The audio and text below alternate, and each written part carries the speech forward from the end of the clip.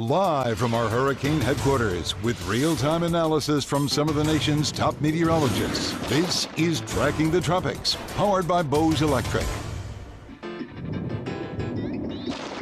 It doesn't matter if it's a tropical storm or a Category 5 hurricane. The brave men and women of the Hurricane Hunters fly into Mother Nature's very worst to provide critical, potentially life-saving information to meteorologists like right here on Tracking the Tropics. Welcome in to episode 2 of this season's Tracking the Tropics, of course, presented by Bose Electric. Good to have you here in your Hurricane HQ with our panel of meteorologists to talk about the Hurricane Hunters today, starting with, of course, co-hosts of the program, Rebecca Barry and Amanda Holly, meteorologists on the Max Fender 8 weather team here in Tampa, Florida. And joining us in the bottom right, our featured meteorologist today, Alex Puckett from WIAT CBS 42 in Birmingham, Alabama, our next, our sister station. Can't wait to pick Alex's brain. We're going to talk about the current hurricane season as well as the Hurricane Hunters. But before we get to the Hurricane Hunters themselves, I want to bring in Amanda here to talk about, a bit of exactly what we want, Amanda, which is a quiet start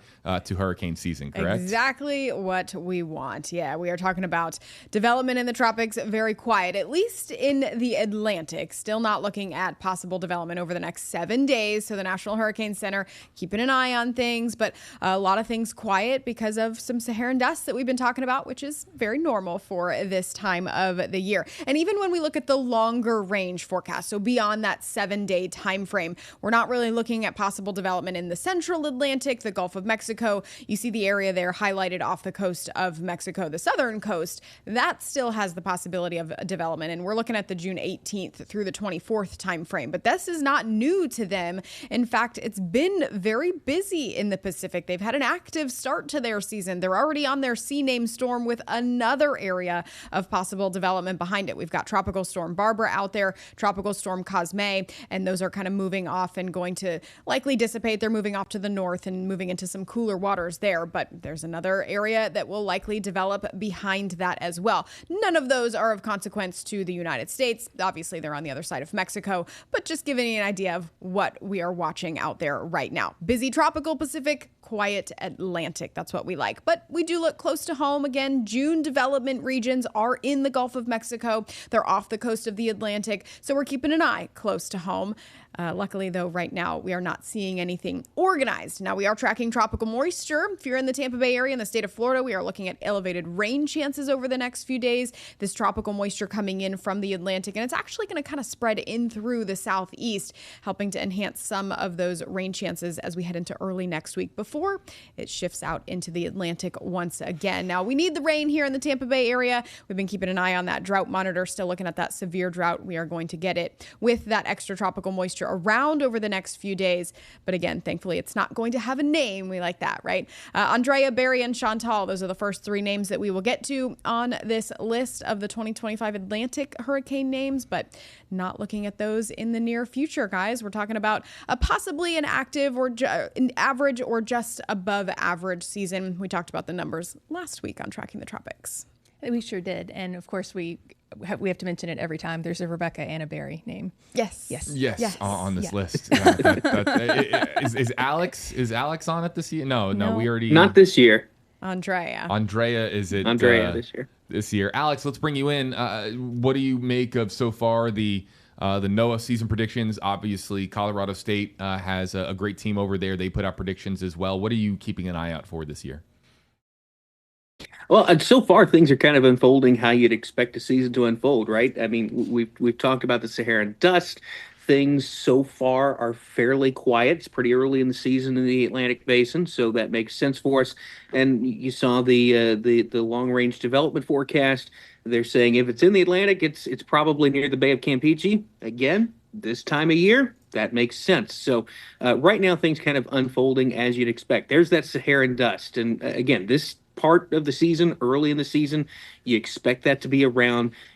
Would also expect as we get deeper and deeper into the hurricane season, that's going to be less and less of a factor. So all in all, I think the NOAA forecast, Colorado State forecast is about what I would expect too, either average or a little above average as we head through the year. Of course, It only takes that one storm, though, to make or break an entire season. So 13 to 19 named storms from NOAA. Colorado State kind of right in the middle of that at 17, and 6 to 10 hurricanes from NOAA.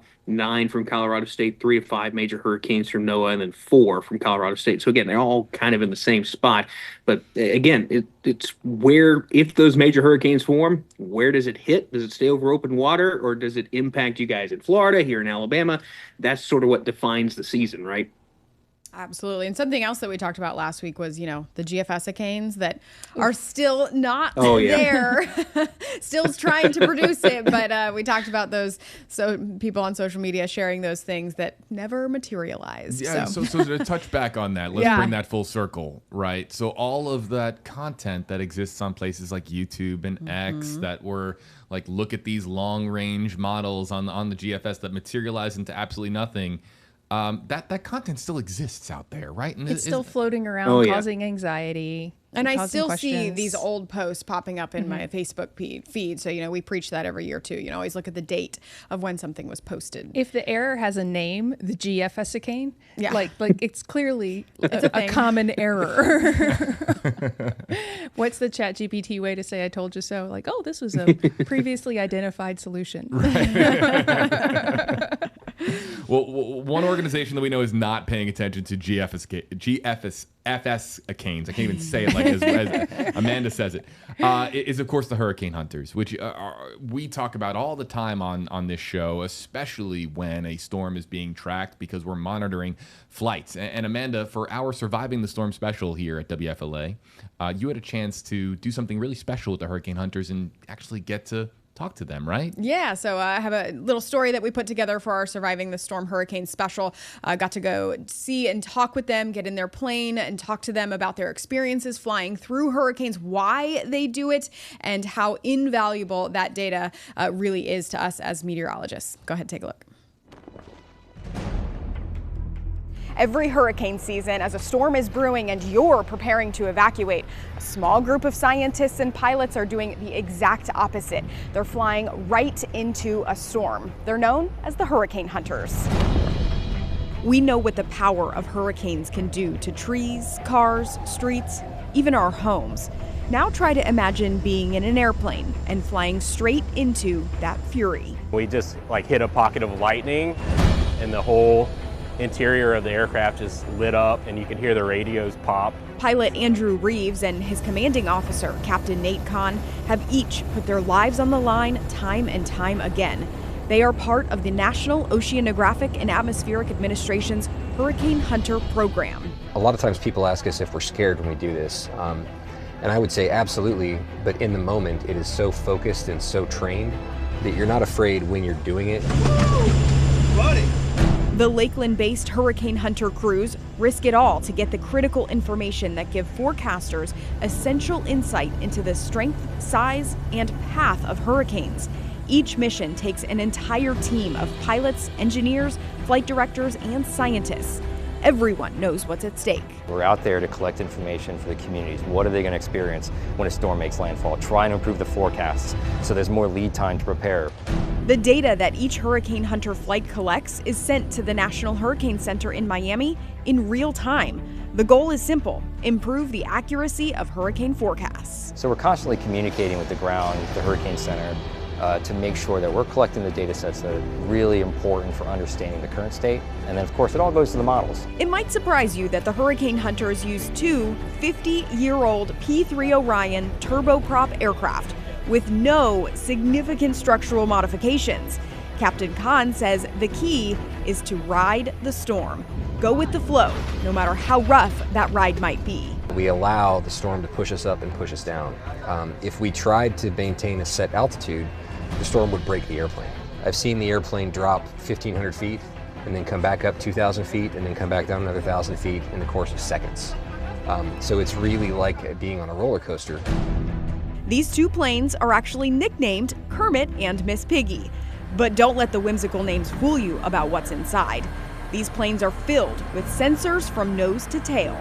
As the crew does pass after pass, slicing through each rain band, they're collecting data every single second. It's sort of like taking a CAT scan of the storm. And so the researchers, the scientists, can push all that data back together at the end of it and get a good, clear picture of how the storm is developing and how it's strengthening. Satellites might seem like a safer way to get the information they need.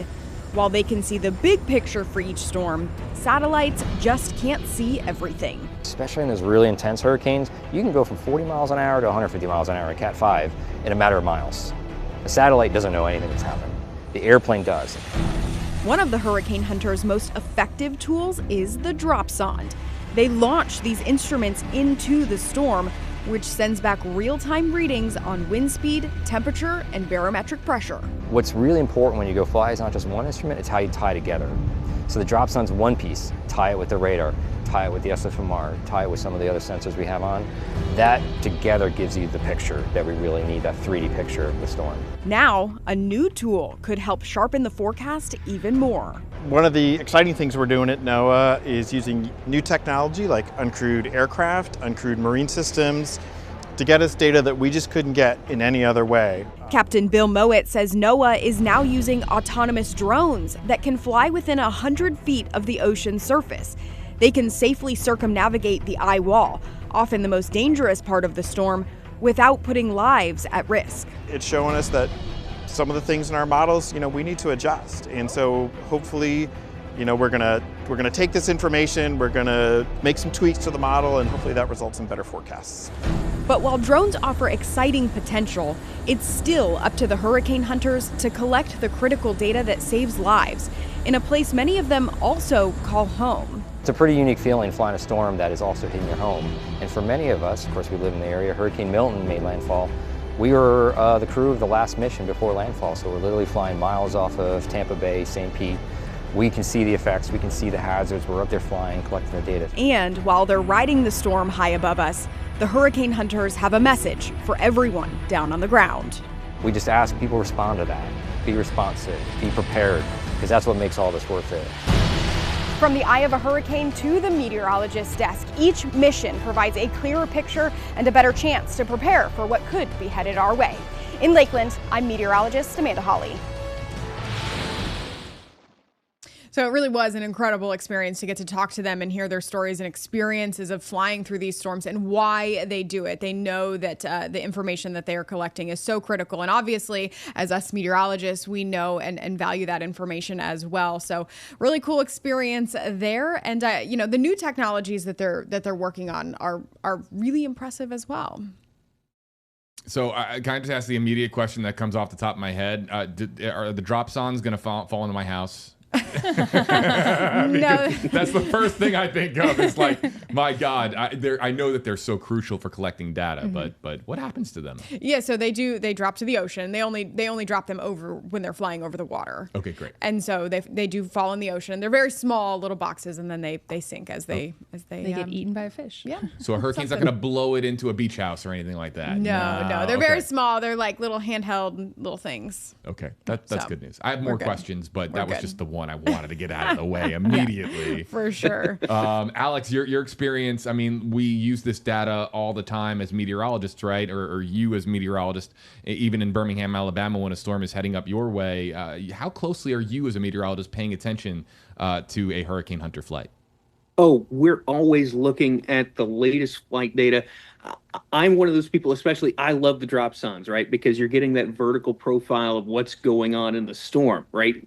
So that's when I'm hitting the refresh button as those hurricane hunters are going by. We're watching the video. I've always been conflicted. Part of me wants to go fly with the hurricane hunters into a storm like that, but then part of me remembers that I don't like turbulence that much, and that looks like a bumpy ride. But the data is so important for us. Satellite can give us a general idea of what's going on, but to know exactly what's going on with the storm, how it's intensifying, or maybe it's weakening, whatever it's doing, that gives us so much more information.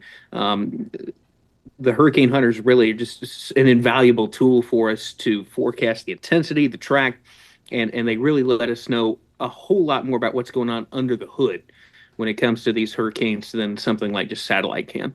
And Alex, I know you got to get ready for your new newscast in your market. What are you going to be watching for in the weeks ahead, the months ahead? What's a theme this year in particular with the 2025 Atlantic hurricane season that you're going to be particularly watchful for? I think right now, you're just looking for the next few weeks and looking at how quickly that Saharan dust kind of dies back down. It does seem like we get into these cycles too, where the Eastern Pacific will get a little more active, then it dies down, and then the Atlantic gets a little more active. Right now, next maybe couple months, you typically looking for that in-close development. And then long term, we'll start looking more in the main development region, those big African waves coming off the coast and making their way through the mid-Atlantic and making their way towards us. And of course, we'll have to keep a close eye on how that high pressure gets set up, typically off the East Coast, that Bermuda high, and the location of that, always so important to determine how many of those tropical waves that start off the African coast end up swinging out into the open Atlantic or making it further south and eventually making it closer either to the East Coast or the Gulf of Mexico. Of course, here in Alabama, we're really focused on those Gulf storms. So we'll watch for the in-close development short term, and then long term, always have to keep an eye on those waves that can make it past out through the main development region and then make their way into the Caribbean and potentially into the Gulf. Those are very often the nastier storms. Alex Puckett from CBS 42 in Birmingham. Alex, we really appreciate your time on Tracking the Tropics. We hope to see you a little bit later on in the season. Thanks so much for having me. All right, Alex, give him a follow, folks, of course, on social media. Great to have him on the program. Back, we're about to bring in some of the questions that we have from people about the Hurricane Hunters, but I want to get Rebecca in here because, Rebecca, I know you and I are constantly talking about Hurricane Hunters when we're really tracking a storm and knowing where those fly. You even have an animation on your weather graphic sometimes that will show the Hurricane Hunters progressing through a storm. And so because they're feeding the data out, our weather system can basically key on their live position as they go through, and they share their information live, so we can see like, oh, they did record a wind gust that's a Category 2 storm and it's currently a Category 1. Oh, that the lowest pressure is now this. So they share that information in real time, and we're able to see that on our, and also that really unique pattern that they always fly through every storm. It looks like kind of a triangular shaped figure 8. They fly the same pattern through every storm so that the data they get is more uniform on each storm. And they do make some adjustments to the data.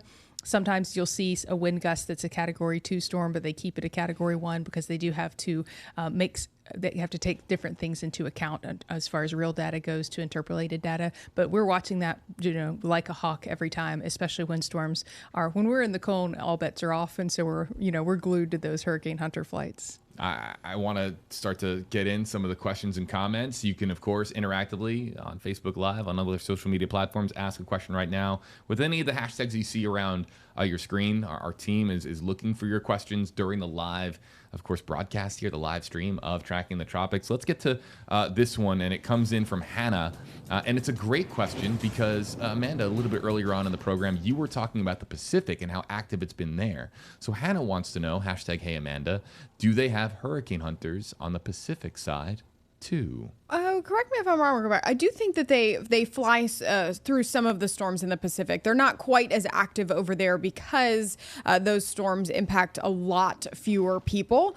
Usually those are fish storms. They either go north over the cooler waters and dissipate. Sometimes, though, they make their way closer to Hawaii and they keep an eye on those. But really the whole purpose of the Hurricane Hunters flying through the storm are to collect the data and improve the forecast. Because if we can get those measurements from inside the storm on what's actually happening, it greatly improves the forecast and that long-term outcome of where the storms might go, how strong they might be. So they do fly them. They're just not quite as active over there. Yeah, I think when they're going to directly impact land, they make the decision to start just like you said. I can remember them flying through a storm that was headed to Cabo. Mm-hmm. And so I do think that it's just not as regularly as they do the Atlantic storms. But intensity forecasting has improved so much over the last 20 years, and I think a lot of it has to do with this data that we're getting. Yeah.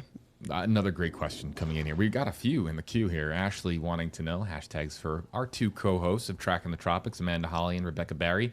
Would you ever become a hurricane hunter? And I see the big smile on Amanda's face, of course. That's a easy yes from me.